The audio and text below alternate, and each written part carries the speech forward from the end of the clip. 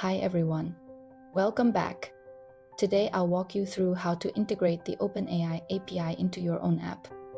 We won't dive into code, just the process and best practices you need to know. Let's get started. Step number 1, get your API key. The very first step is to get an API key from OpenAI.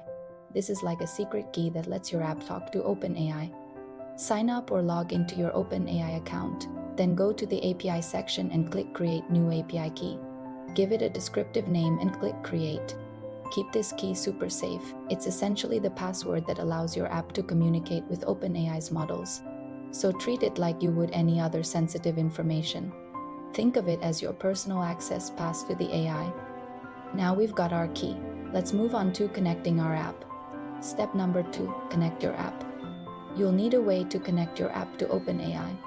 Depending on the language or framework you're using, OpenAI provides client libraries that make this process easy. These are like plugins that handle the connection for you.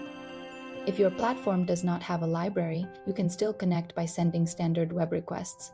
All you need to do is include your API key in each request. The key here is to handle the connection securely, which is typically done by including your API key securely in the request headers, usually stored as an environment variable. Now that we've set up how our app communicates with OpenAI, let's move on to sending a request. Step number 3, sending a request.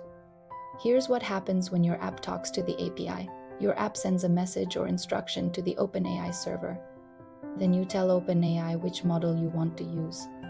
Each model is like a different AI with a specific skill set. For example, if you're building a chatbot, you might use a conversational model like GPT. Once OpenAI gets your request, it processes it and sends back a response. This is the result from the AI. Your app then takes this response and uses it in whatever way makes sense for your application. This back and forth is what powers amazing features like chatbots, text generators, or smart assistants. Step number 4, use cases and best practices. There are countless ways to use OpenAI within your app. Here are a few examples to spark your creativity. Create chat experiences where users can interact with an AI-powered chatbot. Build a text summarizer or rewriting tool. Generate creative content, business ideas, or marketing copy. Even analyze user inputs or data to extract insights. As you build, remember these best practices. Keep your API key super secret. Never expose it in the parts of your app that users can see. Add error handling. Sometimes responses can be delayed or interrupted. Be prepared. Monitor your usage.